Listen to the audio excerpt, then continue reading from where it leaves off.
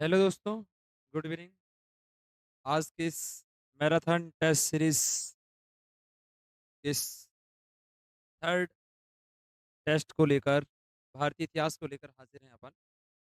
बात करने वाले हैं इस तरह टेस्ट की जिसके तहत टेस्ट संख्या 3 और हम लोग बात करने वाले हैं जो टेस्ट में आपके प्रश्न उत्तर दिए गए थे वो भारतीय इतिहास के आधुनिक जो पार्ट है वो हमारे 3 टॉपिक आपको दिए गए थे जिसके तहत हमने बात की थी पहले आंगल मैसूर युद्धों की, आंगल सिख युद्धों की और आंगल मराठा युद्धों की। इसके बाद में भी जो पूर्व के टॉपिक आपको पढ़ा दिए गए हैं, उनको भी हमने साथ में लेते हुए इस प्रश्नोत्तरी को आयोजित किया है इंडियन हिस्ट्री के तहत। तो अपन बात करते हैं आज के इस आधुनिक भारत के इतिहास के प्रश्नों की। पहला जो प्रश्न है आपके सामने कि तृतीय आंगल मराठा युद्ध। तृतीय आंगल मराठा युद्ध की मैं बात करता हूं तो पहले से यहाँ क्लियर करना है कि 1817 और 18 में तृतीय आंगल मराठा युद्ध लड़ा गया, जो कि अंग्रेजों और मराठों के मध्य अंतिम युद्ध था। यानी ये बात प्रश्न कह रहा है कि अंग्रेजों और मराठों के बीच में 3 युद्ध हुए। 1775 से लेकर 1775 से लेकर 1782 में पहला युद्ध माना जाता है। उसके बाद 1802 से लेकर 1805 में द्वितीय आंग्ल मराठा युद्ध होता है और 1817 और 18 में तृतीय आंग्ल मराठा युद्ध होता है। हम लोग पहले युद्ध की बात कर रहे हैं। प्रथम युद्ध के मध्य अंतिम युद्ध हुआ, उसका परिणाम क्या हुआ? पेशवा का पद समाप्त किया गया, बिल्कुल सही है। अंतिम पेशवा के रूप में जो नाम आता है वो बाजीराव सेकंड का आता है। पहले पेशवा की बात करते हैं कि पेशवा वंश की जो स्थापना की जाती है वो बालाजी विश्वनाथ के द्वारा की जाती है। बालाजी विश्वनाथ जो पेशवा वंश का संस्थापक है 1713 ईस्वी में, इनके द्वारा की जाती है। और शिवाजी के अष्टप्रधान जो मंत्री परिषद एक संस्था थी जो मंत्रियों की, उसमें पहला पद जो होता था शिवाजी के समय वो प्रधानमंत्री का था, उसको उस समय पेशवा कहा जाता था। वो हमें याद रखना है। और उसी के तहत आने वाले समय में इन्होंने शक्ति को अपने हाथ में ले लिया और लेने के बाद में पहला जो पेशवा बनता है वो बालाजी विश्वनाथ बनता है। तो पेशवा पद का इससे समाप्त हुआ। बाजीराव सेकंड को पेंशन याफ्ता बनाकर बिठूर कानपुर के निकट रहने के लिए, ये कथन बिल्कुल सही है। पेशवा के प्रदेश पूना को, क्योंकि पूना से ही पेशवा शासन करते थे, अंग्रेजी राज्य में मिला दिया गया, बिल्कुल सही है। अन्य छोटे-छोटे मराठा राज्य कंपनी के अधीनस्थ हो गई। यानी इस युद्ध का ये परिणाम था, ये तीनों परिणाम सिद्ध होते हैं। इसका मतलब चौथा जो ऑप्शन है, वो इसका सही होगा। 3 युद्ध लड़े गए हैं और पेशवा, पहले पेशवा के रूप में बालाजी विश्वनाथ, अंतिम पेशवा के रूप में बाजीराव सेकंड, पेशवा शिवाजी के समय प्रधानमंत्री का पद था। अगला जो प्रश्न है कि किस पेशवा के अबोध होने, छोटा था वो, के होने के कारण, अबोध होने के कारण मराठा राज्य की देख-रेख बड़ा भाई एक संस्था का निर्माण किया जाता है। यानी बार भाई नाम की एक 12 सदस्यों की एक परिषद हुआ करती थी। किस पेशवा के समय? तो ये थी माधव नारायण राव। माधव नारायण राव की बात करता हूँ। यदि मैं पेशवाओं की बात करता हूँ तो बालाजी विश्वनाथ, बालाजी विश्वनाथ पेशवा वंश का संस्थापक है। याद रखेंगे ये पेशवा वंश का पहला शासक है। इसके बाद में पेशवाओं का जो सर्वाधिक ताकतवर शासक बनता है वो बाजीराव प्रथम है। बाजीराव के बाद में बालाजी बाजीराव, बाजीराव के बाद में बनता है बालाजी बाजीराव, जिसके समय पानीपत का तीसरा युद्ध 1761 में लड़ा गया। इसे उपनाम के रूप में नाना साहिब के नाम से जाना जाता है। विश्वास राज और सदाशिव राव भाऊ के नेतृत्व में जो अहमद शाह अब्दाली के सामने जो पेशवा था वो बालाजी विश्वनाथ था। फिर हमें याद रखना है माधव राव, माधव राव के बाद में याद रखना है नारायण राव, और नारायण राव के बाद में अगला याद रखना है माधव नारायण राव। माधव नारायण राव, इसी के समय इस 12 परिषद का गठन किया गया और अंतिम पेशवा रहेगा आपका बाजीराव सेकंड। ये पेशवाओं के शासकों का कालक्रम हमें ध्यान रखना है। यदि पूरा याद नहीं रखता है, हम हिस्ट्री के स्टूडेंट नहीं है, तो पहला और अंतिम जरूर याद रखें। पूना से ये लोग शासन करते थे, तो माधव नारायण राव के समय। तीसरा है सुमिलित कीजिए, एक अच्छा प्रश्न है कि एक तरफ संधियां दी गई है और ये जो संधियां दी गई है ये प्रथम आंग्ल मराठा युद्ध की है। प्रथम आंग्ल मराठा युद्ध, प्रथम आंग्ल मराठा युद्ध के दौरान 4 संधियां रहती है। यानी 3 जो युद्ध है, तीनों में 4-4 संधियाँ इनके बीच में होती है।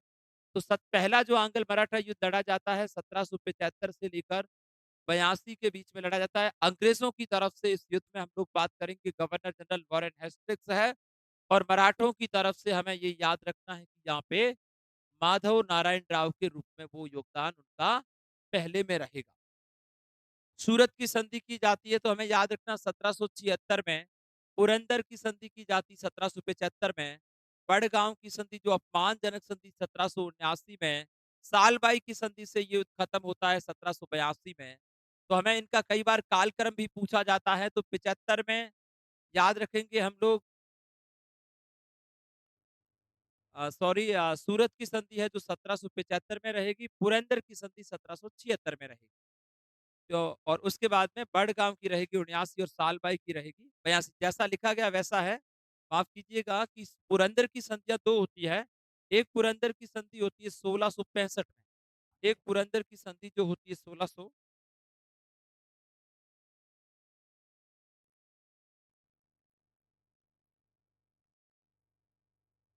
एक पुरंदर की जो संधि होती है 1665 में औरंगजेब और मिर्जा राजा जय सिंह के बीच। औरंगजेब एवं मिर्जा राजा जय सिंह के बीच में होती है, ये याद रखना है। और दूसरी जो होती है हमारी 1776 में होती है। तो यानी जैसा लिखा गया है 1, 2, 3, 4, 1, 2, 3, 4 जो ऑप्शन में है क्या इसके पहला आंसर इसका सही है। सूरत की 75 में, पुरंदर की 76 में, बड़गांव की 79 में, शालबाई की संधि होती है 82 में। अच्छा प्रश्न बनता है कि इनको कालक्रम के अनुसार भी बताइए। तो सूरत पहले है 75 में, पुरंदर 76 में है, बड़गांव 79 में और सालबाई 82 में है। ये हमें याद रखना है कि चारों संधियों का संबंध किससे रहेगा? प्रथम आंग्ल मराठा युद्ध से। अगला जो प्रश्न है 1775 से 82 के बीच में, ये बात मैंने पहले ही आपको बता दी। प्रथम आंग्ल मराठा युद्ध का निम्नलिखित में से कौन सा एक परिणाम था? इसमें यदि हम लोग बात करते हैं तो इसमें किसी भी जो अंग्रेजों और मराठों के बीच में था, किसी भी पक्ष की कोई जीत नहीं हुई थी। अनिर्णायक युद्ध के रूप में माना जाता है। ये रहा कि कोई ना तो अंग्रेज जीते और ना ही मराठा जीते। 4 प्रकार की संधियां हैं इसके तहत संपन्न हुई है। अगला है मराठों का सचिवालय सेक्रेटरीट है जो क्या कहलाता है? तो वो हमें याद रखना। अच्छा बढ़िया प्रश्न है कि इसको कहा जाता है फाद। मराठा साम्राज्य का जहां से शासन व्यवस्थाओं को संचालित किया जाता था, उस शासन व्यवस्थाओं से संबंधित जो सचिवालय था, उनके लिए मराठा साम्राज्य में हमें फाद नाम मिलता है, फाद। अगले प्रश्न के रूप में है किस पेशवा मुगल बादशाह मोहम्मद शाह रंगीला को मराठा शक्ति की एक झलक दिखाने के लिए 1737 ईस्वी में दिल्ली पर आक्रमण किया? मोहम्मद शाह को मालवा की सूबेदारी पेशवा के नाम करने का विवश किया कि 1720 से लेकर 1740 के बीच में। जो हमें पता है कि पेशवाओं का सबसे शक्तिशाली पेशवा रहा, वो बाजीराव प्रथम था, जिन्होंने मुगल साम्राज्य के बारे में कहा कि ये एक ऐसा पेड़ है जिनकी जड़ें हिल चुकी है। यहाँ केवल हमें प्रहार करना है और प्रहार करने पर ये जो पेड़ है वो नीचे गिर जाएगा, क्योंकि औरंगजेब के बाद में मुगलों का जो पतन होना वो शुरू हो चुका था। इसलिए यदि इन कार्यकाल की हम लोग बीच की बात करते हैं तो भी 1737 में इनका शासनकाल रहता है बाजीराव प्रथम का। बाजीराव प्रथम पेशवाओं में सर्वाधिक शक्तिशाली था। अगले प्रश्न की ओर बढ़ते हैं। तो अगला आता है फिर से यूरोपीय कंपनियां। पहले का टॉपिक हम लोगों ने पढ़ लिया है। इसके तहत है कि सही सुमेलित नहीं है, यानी इनमें से 3 आपके सामने सुमेलित है और आपको एक पहचानना है कि जो जोड़ा सही नहीं है। तो पुर्तगाली ईस्ट इंडिया कंपनी की बात करते, मुख्यालय गोवा में था, बिल्कुल 1530 ईस्वी में बनाया गया। ब्रिटिश ईस्ट इंडिया कंपनी की बात करते हैं, कलकत्ता, जिसकी स्थापना 1700 में वह फोर्ट विलियम किले के रूप में जॉब चॉर्निक के द्वारा की गई। डचों का जो मुख्यालय था वो नैगपट्टनम में था और फ्रांसीसियों का हमें याद रखना कोची नहीं है, कोची पुर्तगालियों के दुर्ग के रूप में स्थापित था। तो पांडिचेरी था इनका जो मुख्यालय था, वो फ्रांसीसियों का कहाँ रहेगा? पांडिचेरी में रहेगा। इसलिए ये गलत है कि कोचीन में नहीं है। तो अच्छा प्रश्न है, बढ़िया प्रश्न है। चारों कंपनियां जो भारत में आती है उनका मुख्यालय कहाँ स्थापित किया जाता है, इससे संबंधित ये प्रश्न था। अगले प्रश्न के रूप में तृतीय कर्नाटक युद्ध, पहले युद्ध कब लड़ा जाता है? 1757 से 63 के बीच में, अंग्रेजों और फ्रांसीसियों के बीच में। कर्नाटक शहर को लेकर जो युद्ध लड़े जाते हैं, एक तरफ अंग्रेज होते हैं और एक तरफ फ्रांसीसी होते हैं। इन दोनों के बीच में 3 युद्ध लड़े जाते हैं। 1746 से 48 के बीच में, 1749 से 54 के बीच में, 1757 से 1763 के बीच में। पहले युद्ध के बाद एक्स-ला-साफेल की संधि से, दूसरे युद्ध के बाद पांडिचेरी की संधि से और तीसरे युद्ध के बाद पेरिस की संधि से ये युद्ध समाप्त होते हैं और अंग्रेज इसमें विजयी होते हैं। तो इसमें पूछा गया है कि तृतीय कर्नाटक युद्ध की समाप्ति पेरिस युद्ध से हुई है, सॉरी पेरिस की संधि से 1763 में, क्योंकि ये वहां पे इंग्लैंड और फ्रांस के बीच में सप्तवर्षीय युद्ध था। इसलिए संधि को किया गया है किस जगह? पेरिस, तो फ्रांस की राजधानी सी नदी के किनारे। बैसिन की संधि की बात करता हूं, तो ये द्वितीय आंग्ल मराठा युद्ध से संबंधित है, जो पेशवा के साथ की जाती है। द्वितीय आंग्ल मराठा से युद्ध से संबंधित है बसीन की संधि, जो पेशवा के साथ। एक्सले साफेल की बात करता हूं, तो ये प्रथम कर्नाटक युद्ध से संबंधित है। प्रथम कर्नाटक युद्ध की समाप्ति 1748 ईस्वी में एक्सला साफेल की संधि से होती है। सूरत की संधि की बात करता हूं, मैंने पीछे के प्रश्न में की 1775 में, ये होती है प्रथम आंग्ल मराठा युद्धों के दौरान। याद रखेंगे 4 प्रकार की। पेरिस की संधि 1763, बसीन की संधि 1802 में होती है, जो पेशवा के साथ की जाती है। एक्सला साफेल की संधि 1748 में की जाती है और सूरत की संधि 1775 में की जाती है।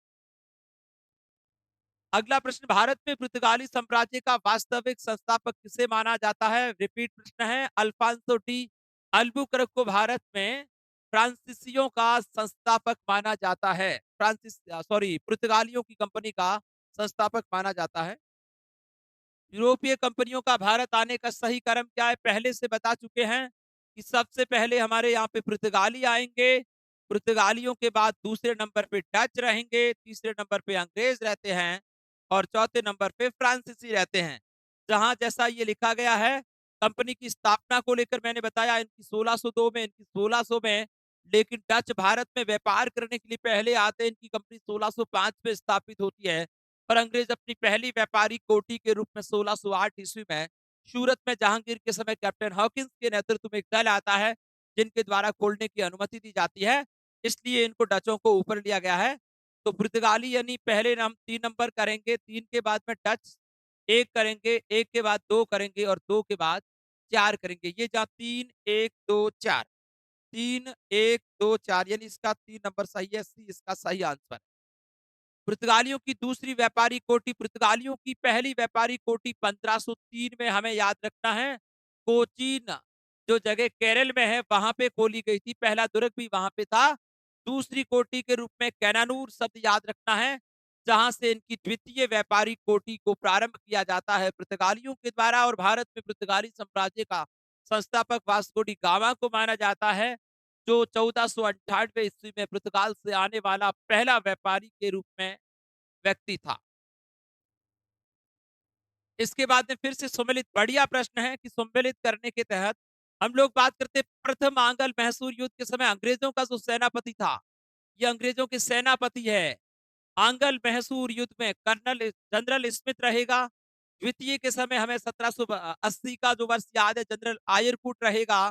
तृतीय के समय मेजर जनरल बेडॉज रहेगा और चतुर्थ आंग्ल मैसूर युद्ध के समय जनरल स्टूट रहेगा। यानी जैसा लिखा गया है 1 2 3 4, 1 2 3 4 के रूप में रहेगा कि ये अंग्रेजों के साथ में मैसूर के युद्ध लड़े गए थे, जिसमें चारों युद्धों के अंग्रेजी सेना का सेनापति के रूप में नेतृत्व कर रहे हैं जनरल स्मिथ का नाम। हमें प्रथम आंग्ल मैसूर युद्ध जो हमें पता है 1767 से 1769 के बीच में मद्रास की संधि से खत्म होता है।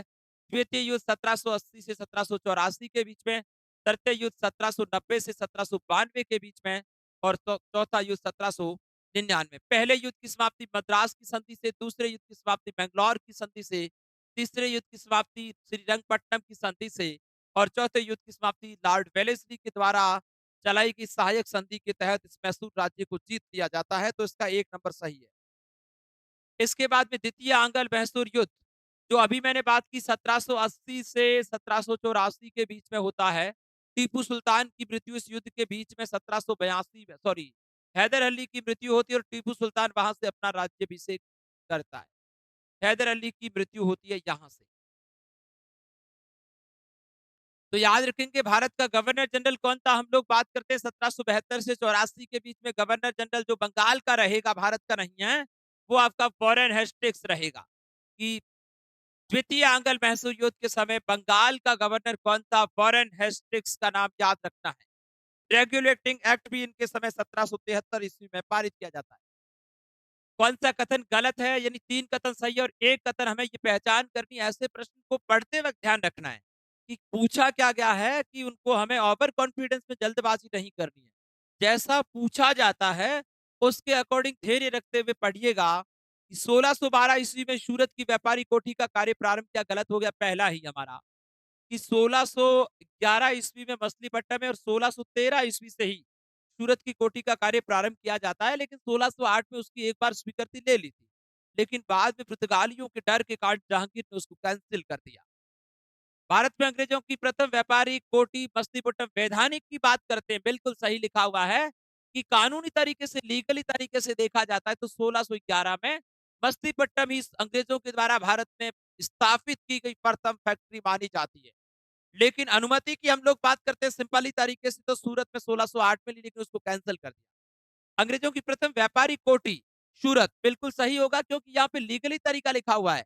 वैधानिक तरीके से मछलीपट्टनम है और अंग्रेजों की भारत में प्रथम व्यापारी कोठी सूरत है, बिल्कुल डाउट नहीं करना है कि जहां लीगली शब्द और वैधानिक आता है तो वहां हमें मछलीपट्टनम करना है और सीधा पूछा जाता है कि अंग्रेजों के द्वारा भारत में स्थापित पहली व्यापारिक फैक्ट्री कौन सी जगह? तो सूरत, जो गुजरात में ताप्ती नदी के किनारे पर अंग्रेज द्वारा भारत में पहले किले का निर्माण मद्रास में किया गया। फ्रांसिस डे जो हमने पढ़ा था, जहां उस सेंट फोर्ट जॉर्ज किले का नाम सेंट फोर्ट जॉर्ज का नाम याद रखना है, जो अंग्रेजों के द्वारा भारत में 1641 में स्थापित प्रथम किला माना जाता है। तो यह भी सही है, पहला कथन गलत है। इसके बाद कैप्टन विलियम हॉकिंस किस जहाज से भारत पहुंचा? 1608 से लेकर 1611 के बीच में भारत रहता है। उस समय मुगल शासक कौन रहेगा आपका? जहांगीर रहेगा। बहुत सारी भाषाओं का जानकार था, तुर्की भाषा में जहांगीर से बातचीत करता है। आगरा में इन दोनों की मुलाकात होती है और जहांगीर के द्वारा इनको 400 का मनसब भी प्रदान किया जाता है। और याद रखेंगे हेक्टर नामक जहाज से भारत आता है और सूरत में व्यापारी कोठी खोलने की अनुमति कैप्टन हॉकिंस के द्वारा ली जाती है। तो मुगल शासक जहांगीर, जहाज का नाम हेक्टर, भारत की यात्रा इनके द्वारा 1608 से 1611 के बीच में। अगला प्रश्न, भारत में यूरोपीय शक्तियों के प्रवेश के संदर्भ में कौन सा कथन सत्य नहीं है? फिर से इनको गोला लगाना है प्रश्न को कि कौन सा कथन सत्य नहीं है। 3 कथन सत्य है। पुर्तगालियों ने 1499 ईस्वी में गोवा पे कब्जा कर लिया। अंग्रेजों ने अपना दक्षिण में पहला कारखाना मछलीपट्टनम 1611 बिल्कुल राइट है। पूर्वी भारत में अंग्रेजी कंपनी 1633 ओडिशा में हरियर का जो कारखाना था वो खोला गया। टोपले के नेतृत्व में फ्रांसीसियों ने 1746 में मद्रास पे कब्जा किया, बिल्कुल सही है। पहला कथन गलत है। पुर्तगालियों के द्वारा 1499 नहीं रहेगा। पुर्तगालियों के गवर्नर द्वारा 1510 ईस्वी में गोवा पे कब्जा किया जाता है। 1499 की जगह हमें याद रखना है 1510 में गोवा पर कब्जा किया जाता है। वो कौन सा निर्णायक युद्ध था जिसमें अंग्रेजों ने डचों को हरा दिया, जिस कारण डचों की भारत में चुनौती खत्म हुई? हमें याद रखना है बेदरा का युद्ध। बेदरा का युद्ध 1759 ईस्वी में, बेदरा का युद्ध जो 1759 ईस्वी में इसे डचों को भारत से बाहर कर दिया गया। 1760 में उन्होंने लड़ा था वार्डिवास का युद्ध, जो अंग्रेजों और फ्रांसीसियों के बीच में लड़ा जाता है और फ्रांसीसियों को भी इस युद्ध से बाहर किया जाता है, इस बात को याद रखना है। तो हम लोग देखेंगे इसमें बेदरा का युद्ध तो 1759 में, 3-4 लगातार युद्ध है। 1757 में लड़ा जाता है प्लासी का युद्ध, 1757 में लड़ा जाता है प्लासी का। 1758 में चंदुर्थी का युद्ध लड़ा जाता है और 1759 में बेदरा का युद्ध लड़ा जाता है और 1760 में याद रखना है कि वार्डिवॉस का युद्ध लड़ा जाता है। एक अच्छा प्रश्न कालक्रम का बनता है। 4 वर्षों में लगातार 4 युद्ध है। 57 में प्लासी, 58 में चंदुर्थी, 59 में बेदरा और 60 में वार्डिवॉस। 59 से डचों को भारत से बाहर किया और 60 में अ, फ्रांसीसियों को अंग्रेजों के द्वारा बाहर किया जाता है। प्रथम आंग्ल सिख युद्ध कब प्रारंभ हुआ? याद रखेंगे 1845 और 46। कब लड़ा गया? 2 वर्ष है, 1845 और 46 में पहला है और दूसरा इनका 1848 और 49 है। तो इसमें 1845 इसका सही आंसर है। 2 ही युद्ध लड़े जाते हैं। प्रथम आंगल सिख युद्ध में वो द्वितीय आंगल सिख युद्ध के समय पंजाब का शासक कौन था, राजा कौन था?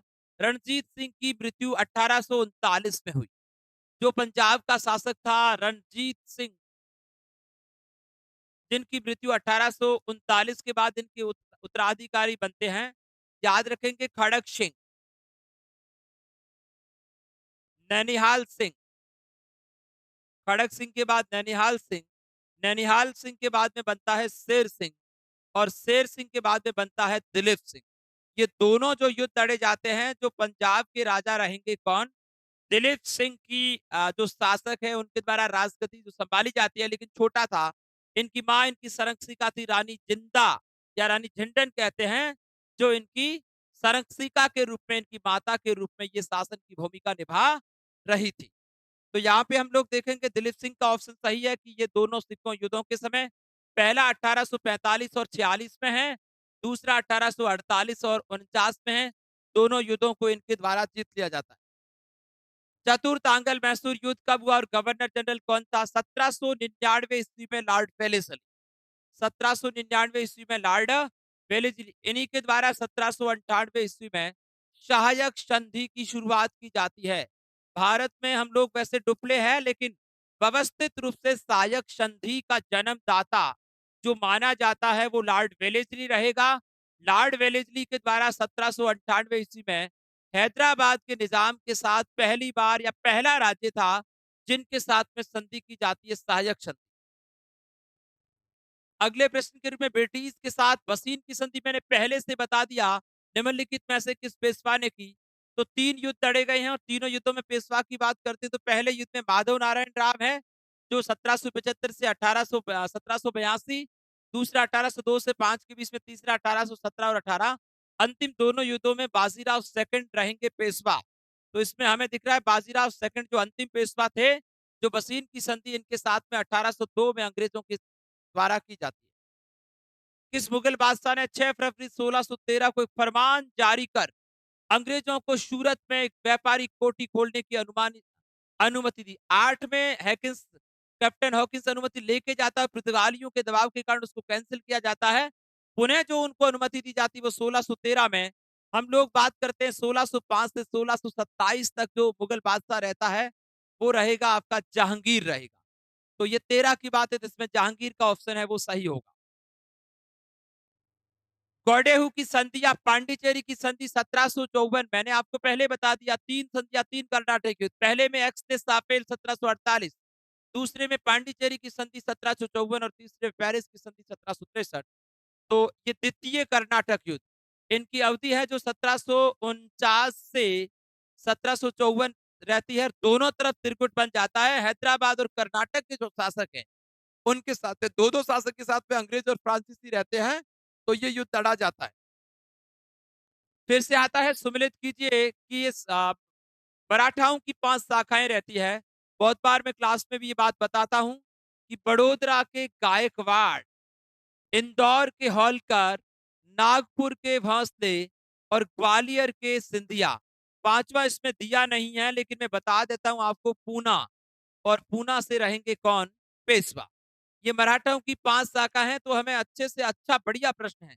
पूना के पेशवा, बड़ोदरा के गायकवाड़, इंदौर के होलकर और नागपुर के भोंसले और ग्वालियर के सिंधिया। तो याद रखेंगे 1 2 3 4 ही बैठ रहा है इसमें।